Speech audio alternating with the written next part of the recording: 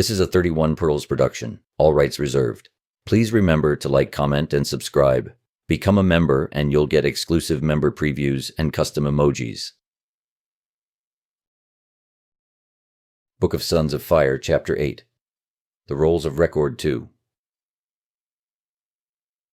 Lothan, Captain of Men of Valor, victorious over the Sons of the New Moon, and guardian of the hidden wisdom, maker of roads in the Red Lands, and builder of the secret fort.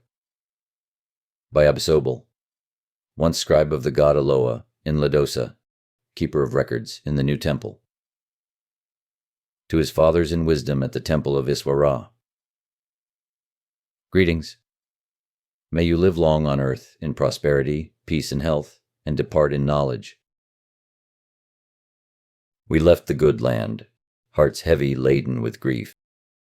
The ships were 5, and I looked to mine and found it good. It was built of lawn wood and stout masted. All about it, casks were lashed.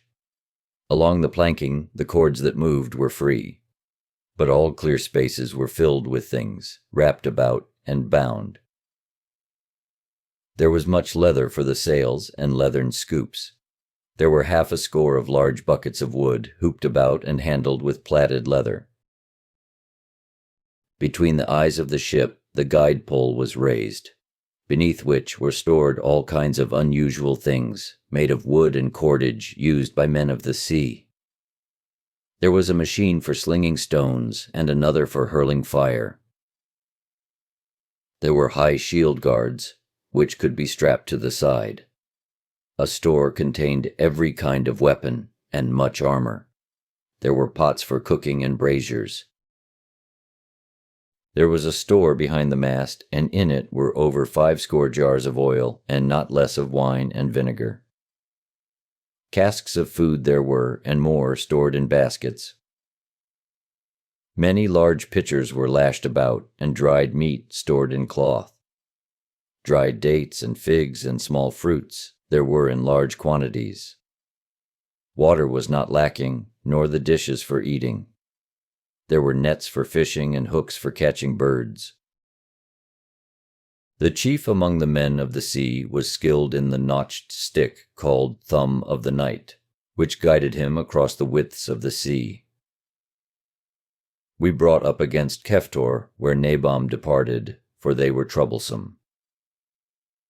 Men of Melkat came, who had been wrecked, and we took 10 who were men of valor. We passed many lands by the sea, where once broad sea-girt Po-Sidma reigned, before blown apart by underworld fires. By the lands of Hogarim, we went over the wide sea to the gate of Athiesin, and beyond it, across the sea of Tapuim. 1 ship and 40 men, and the households of 6 men were lost on the way. 3 ships have I left, with 1 brought up on the land. 12 men have I lost in battle, and 10 have gone with sickness.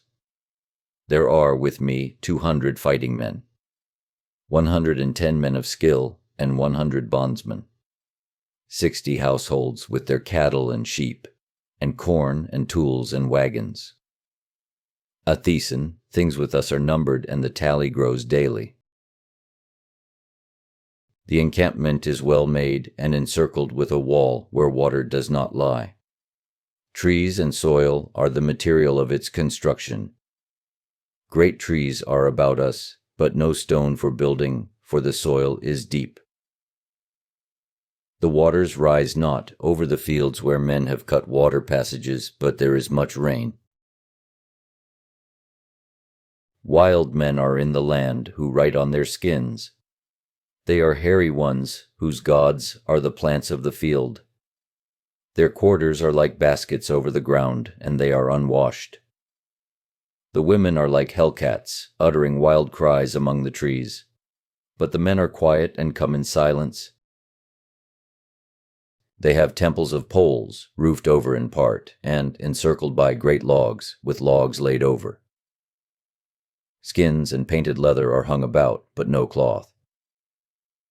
They place plants on altars, that their high gods may consume the essence of life within them and draw it back into themselves. Virgins they keep in cages. Why, I know not. But the women in cages are virgins, and well cared for. Is virginity uncaged like a hound unleashed? The wild men are unlearned and without soft speech. They are cousins to the wild dog, yet with children they are gentle. The children of Fikol, the stone worker, were lost among the trees, and wild beasts beset them at night. The wild men found them there and carried them away and fed them. Then came the search band of men of valor upon the place, and the children, seeing them, ran away from the wild men. The men of valor slew the wild men, thinking they had taken the children, for they knew not their speech. Since then we have seen their ways. 110 of the wild people we have as bondsmen and bondswomen. The men work with the soil and wood about the encampment. The wall I caused to be built out into the water, and it encloses a pier against the bank where ships can moor. Within the wall and circle of water I have built the temple, but not all go in there with me. We are not one people. The gates of the temple are on pillars of wood and turn on a stone, and wooden are the pillars within. Great beams support the roof, and the walls are of wood and mud brick. The floor is of sand finely raked, and before the air the altar rests on stones. There are no images designed to confuse men, for though the temple is poor, it does not enshrine ignorance. We have no evil men with us. There are men of valor and men of skill, men of the land and men of the sea, no more. Beneath the altar is the grave of life, kept dry with mortar. In its place is the great chest of mysteries, and in the urns of life are the records. Well kept they are, and safe from the unlearned, all the records of the eastern quarter. Thus all things have been done according to your divining, and it is good. Between that just copied and that which follows there was a full plate, but the writing upon it was ineffective. In the land, at the edge of the earth, there is little sun, and the people grow sick with water. The dampness causes a sickness among us, where the teeth become loose in the gums, and skin peels. Flesh puffs up and holds the marks of fingers. The people of the land beset us, and we cannot find them among the trees. Lothan was slain, with 12 men of valor, 3 days' journey inland among the trees. He died in the night. 2 men were caught by the wild men, who burnt them in cages. Men have come in ships from the land of the sons of fire, who are our brothers. Alman the scribe and Korah the builder came. Hoskai-Ah, who is a man mighty in battle, having gone from us, brought them here by Cadaris. Of the sons of fire there are 400, but few are fighting men. They are not men of valor. They are men of the sea, and cultivators, and men who trade. There are builders among them, and men skilled in the ways of wood and stone, for they came to establish a city in this place. This, the kingdom of the trees, is no place for a city. Trees shut us in and hold us captive. They conceal those who lie in wait to do us harm. A house is built, and trees take over the roof, and plants creep over the walls. Corn is planted and rots, while weeds smother other growing food. Grayness is everywhere. Even the face of the sun is pale here. Men shiver without heat, and the air is not pure and mixed with water. Wild dogs lurk among the trees to tear the unwary to pieces. There are few stones, and they are covered with slime. The wild fruits and herbs are poisonous, and men have died eating them.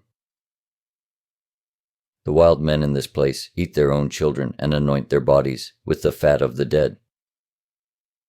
There is a race of men with great hairy bodies and the heads of dogs, who carry children off to feast on them. Arutha, wife of Amora, died in the embrace of one.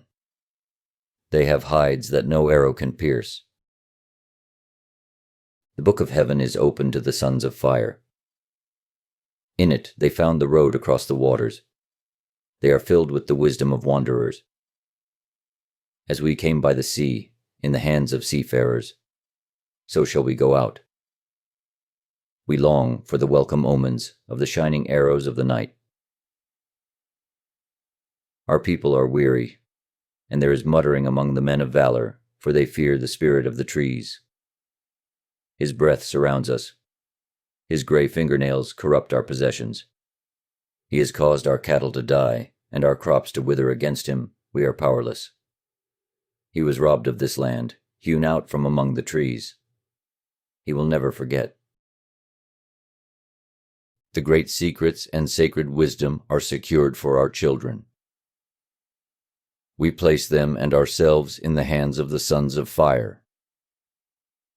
We shall leave this place and sail towards Hireh, towards the west, where lies the land of white stone. There we may build with stone and brick. Here is the tally of our departure. Of those who came with Lothan, 90 men of valor and the households of 35. There are 70 men of valor who came later, and those of the sons of fire. 82 men of skill and 8 households newly formed. There are the men of valor who came with Hoskai-Ah and the households among them. There are 9 households which came later. There are 240 bondsmen. Of these, 110 carry slings and clubs. Some have fighting axes of stone and staves shod with metal, but there is no sharpened weapon among them. 104 among all the households are children and unmarried women, for many have died of the sickness belonging to this place. There are slaves, but most have died or perished among the trees. The cattle are gone, and there are a few sheep and goats. There are, for each man of valor, 2 measures of corn at morning, and for others 1 measure. Of corn there are 60 great baskets. Of herbs dried by fire, 45 ankrim. There is fish fried by fire, and some meat. There are 110 baskets of cuped nuts, which are bitter and go sour. The men of the trees eat them, and for such people it is proper food. There are nara nuts, which grow in this place, sweet but not stomach-filling, and nuts, which are good for cakes in quantities. There is much weapon metal melted down and gold and silver in pieces. There are all kinds of tools for the men of skill and much pottery in the households. But much has gone to the men of the trees, and of cloth there is little, and men are clothed in skins and the woven fiber of plants. The harbor of sorrow we leave behind, and with 4 ships sail towards the sun setting. 1 ship goes to the land of the sons of fire. Spirit of Lothan, remain among us as we go far away among men who are strangers to us,